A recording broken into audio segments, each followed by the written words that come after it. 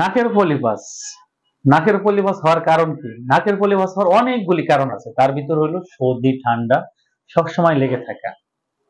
নাকের পলিপাসের জন্য আপনি বহুত টাকা খরচ করেছেন, কোন উপকার পাচ্ছেন না। তাই আপনাদের অনুরোধ করব, নাকের পলিপাস কি সেই জিনিসটা জেনে আপনি অবশ্যই নাকের পলিপাস চিকিৎসা নেবেন। আমরা অনেক সময় নাকের পলিপাস নিয়ে দেখা যাচ্ছে যে হরহামেশাই বিভিন্ন জায়গায় গিয়ে মেডিসিন লাগিয়ে আমরা চিকিৎসা নিচ্ছি, কিন্তু দেখা যাচ্ছে যে নাকের পলিপাস একটা, নাকের আপনার মাংস বৃদ্ধি একটা, নাকের দেখা যাচ্ছে যে সাইনোসাইটিসের সমস্যা, এই সমস্যাগুলি না বুঝে আমরা চিকিৎসা নিচ্ছি, যার ফলে দেখা যাচ্ছে যে আমরা উপকার পাচ্ছি না।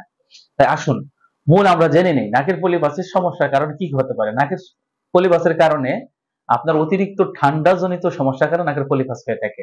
অতিরিক্ত হাঁচি কাশি সবসময় লেগেই থাকে যাদের, তাদের নাকের পলিপাস হতে পারে। মাথা ব্যথা হতে পারে, চোখে ঝাপসা দেখতে পারেন, ঘুমাইতে অসুবিধা হতে পারে, তারপরে আপনার শ্বাস প্রশ্বাস নিতে অসুবিধা হতে পারে। আর নেসাল পলিপাসের কারণে নাক একেবারে বন্ধ হয়ে যেতে পারে।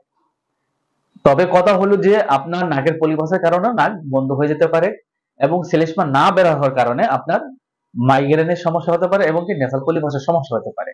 তো নেসাল পলিপাস এবং আপনার এই সাইনোসাইটিস দুইটা কিন্তু একই আপনার জায়গা থেকে হয়।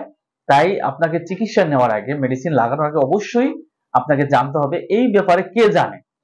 তবে আমাদের কথা হলো যে আপনি যদি স্থায়ী সমাধান চান, আপনি যদি নাকের পলিপাস থেকে একেবারে মুক্তি পেতে চান, হাসি কাশি থেকে যে মুক্তি পেতে চান, অবশ্যই আমাদের এই নাম্বারে যোগাযোগ করুন, 01825915093।